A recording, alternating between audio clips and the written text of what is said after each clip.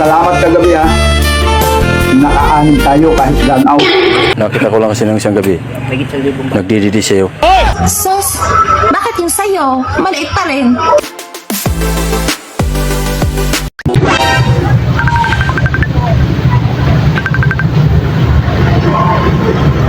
Elmare, salamat kagabi ha.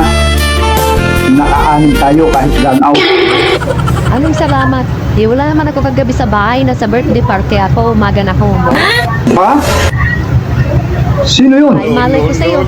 Kaya pala sabi ni Lola, salamat daw at maayos na yung paghihinga ngayon. Ha?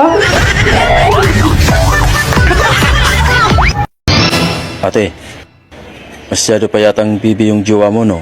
Hindi matanda na yun. Bakit mo pala natanong? Wala naman. Nakita ko lang kasi nung isang gabi. Nagdididi sa'yo. Balita ko, mahilig ka daw sumakay ng motor. Gusto mo sumakay sa akin? Katabatang butso ko. Sa mga babaeng mahilig magkape, iwas-iwasan nyo nang uminom ng kape. Nakakaliit kasi ng dede yan. Sus, bakit yung sa'yo? Maliit pa rin. Di ka naman nagkakape. Putang ina.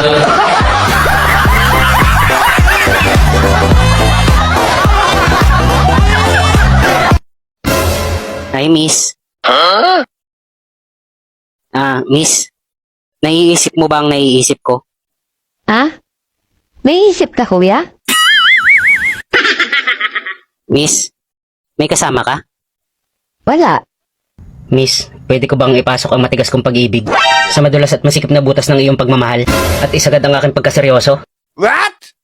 Handa akong iputok at isabog sa loob ng iyong puso ang aking mainit na katas ng pagsuyo.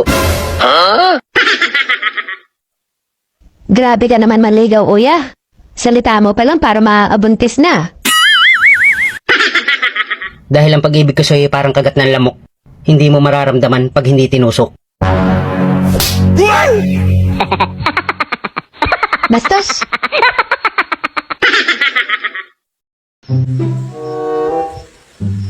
Oh, bakit tulala ka? Anong iniisip mo? Nisip ko lang. Kung hindi kaya tayo nagkakilala, sino kayang asawa mo ngayon? Gayong ka? Baka si ano?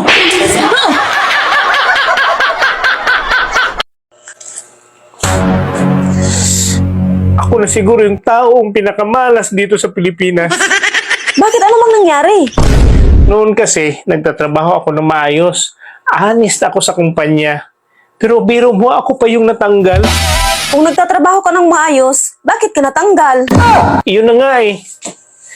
Sip-sip yung kasamahan ko.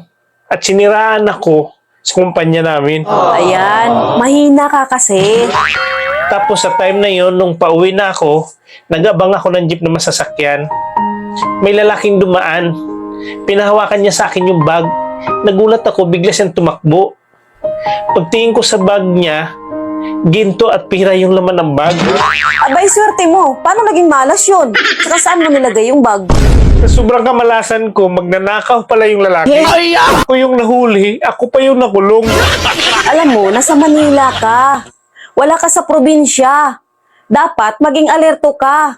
Tsaka bawal ang tanga-tanga dito sa Manila. Tapos, nung nakalaya na ako, akala ko katapusan na ng kamalasan ko. Pag uwi ko sa bahay, ang dati kong kinakasama, napakarami ng anak. Saklap. Alam mo, di lang kamalasan. Kapangahan mo rin naman kung bakit ka nagkaganyan. Ang pinakasaklap at napakamalas ay yung nangyayari sa buhay ko ngayon. Ito na yung pinakamabigat at hindi ko matatakasang kamalasan. Bakit pinakamabigat na kamalasan yung nangyayari sa'yo ngayon? Kahit na syunga-syunga ka, okay ka naman. Paano ako makatakas sa kamalasan? Kasal tayo?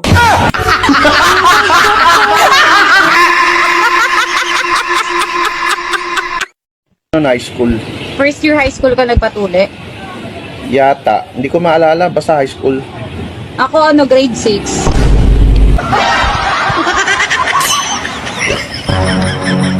Bakit? Hello. Si Maria ba to? Ano? Sagutin mo na ba ako? Ako, ilang taon? 16. 16?